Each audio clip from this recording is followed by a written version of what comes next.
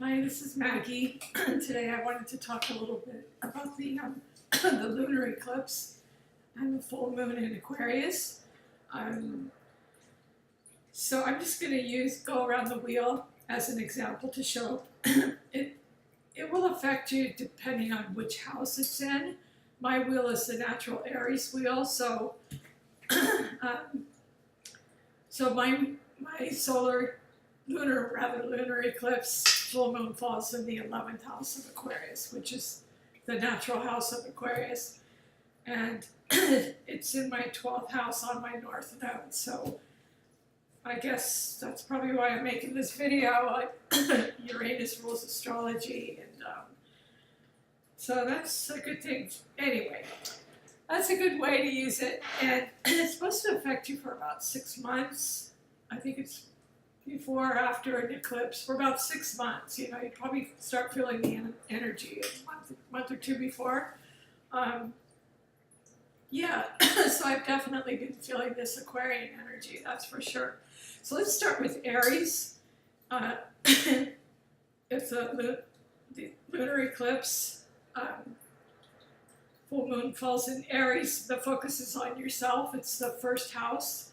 You might have it in a different house, though. I'd have to look at your individual chart, but let's just say the moon's in Aries.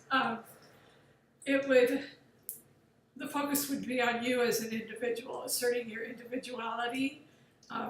You would shine as an Aries. You would be original, creative, just be your bright, natural self.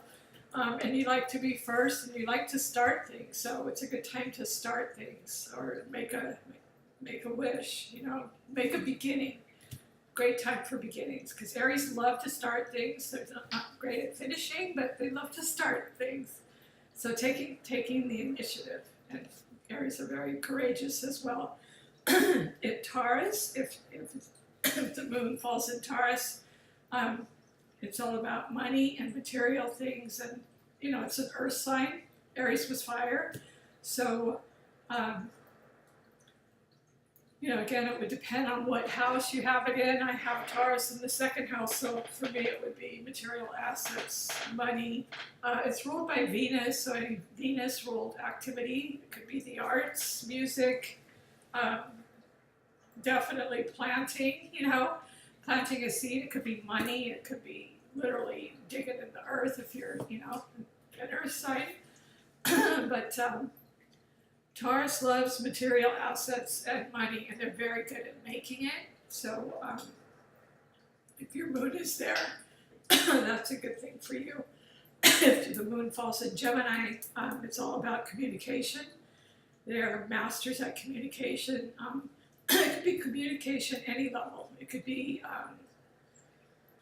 any level. It could be writing, speaking, singing, public speaking,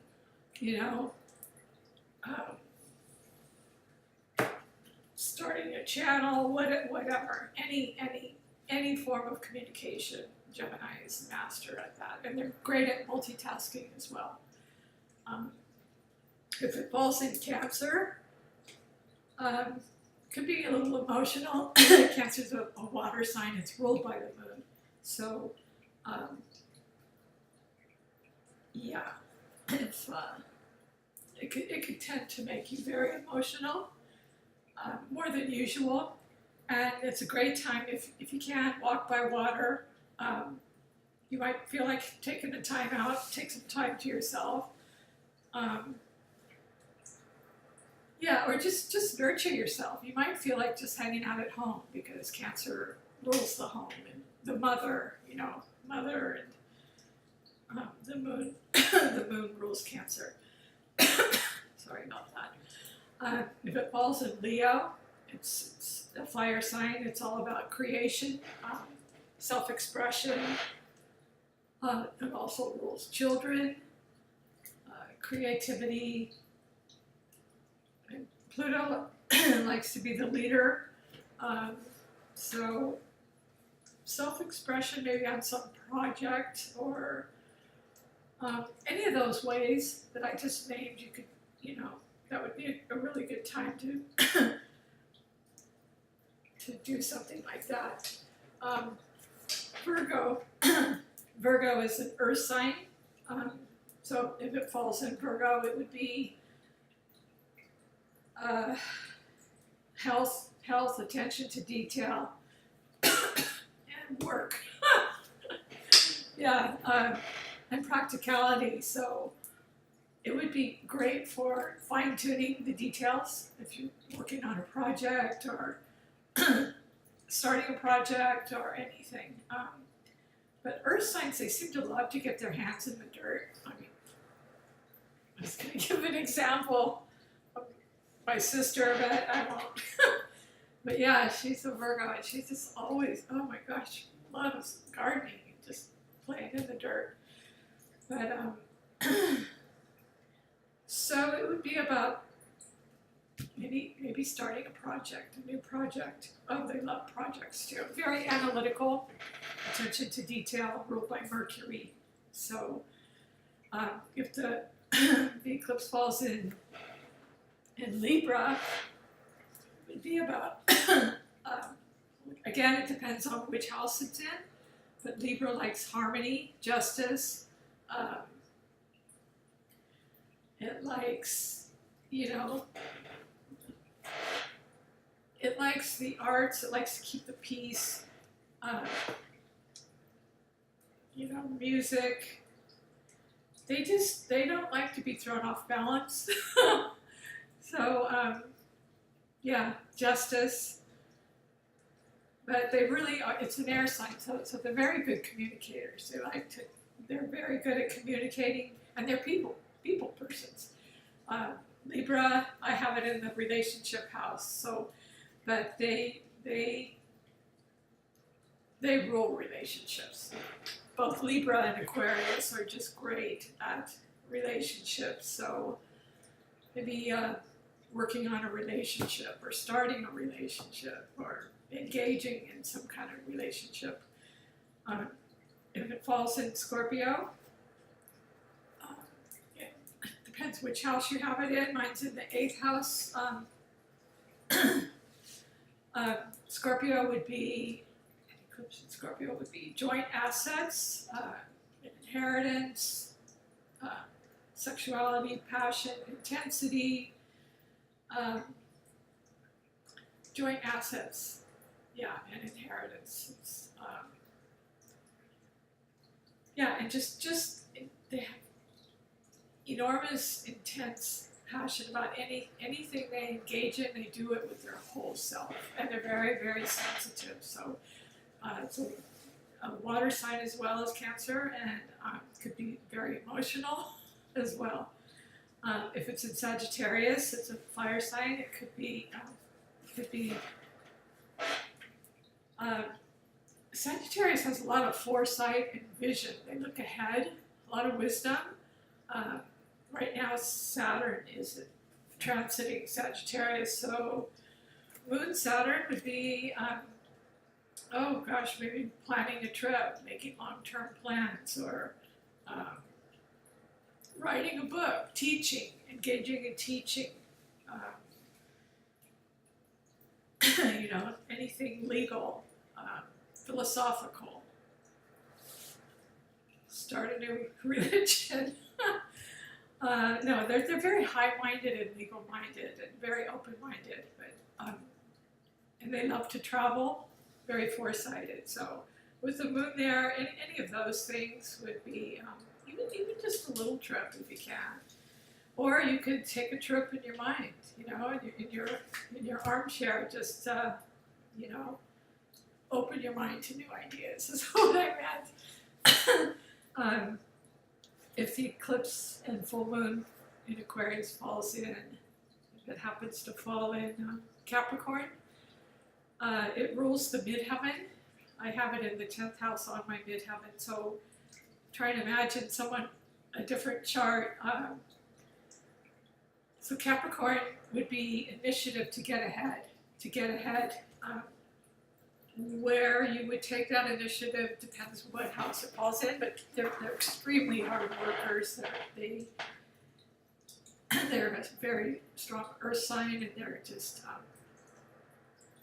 a lot more patient than the fire signs. You know, the earth signs have enormous patience compared to the fire signs, and the water signs that are a lot more emotional and sensitive and intuition. All the water signs are going to have powerful intuition at this time, so it's a good time to write down just a desire or a wish, you know, write it down somewhere. So with Capricorn, I don't know, it just seems like they love to work.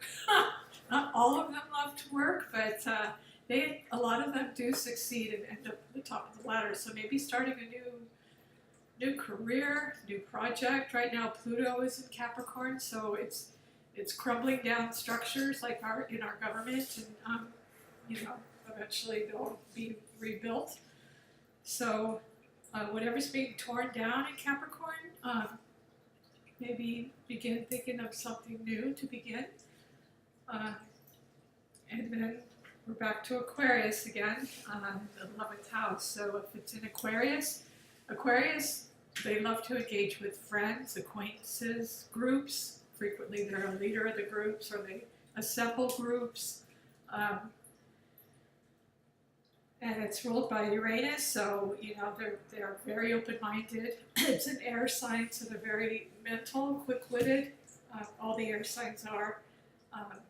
They too love to communicate, but almost at a faster speed because they're ruled by Uranus. So they're very open to astrology and just you know. So with the moon in Aquarius.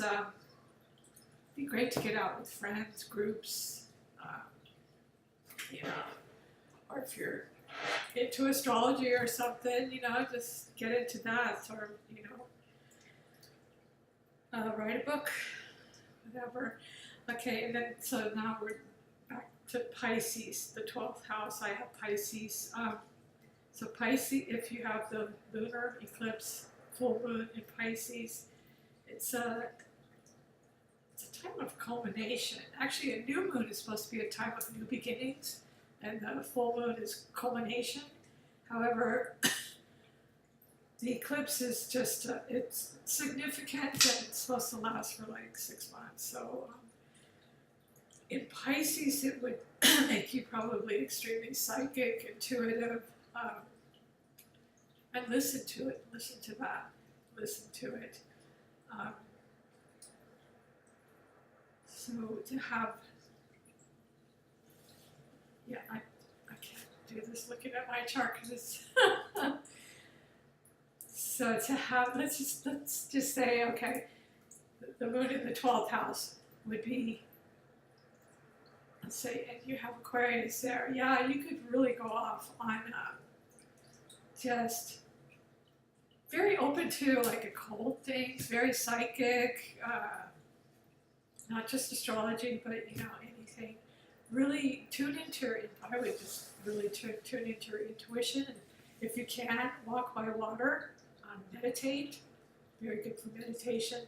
Very good for service, music, the arts, all those kinds of things. So that's about it. I just want to go around the wheel and cover each sign. So.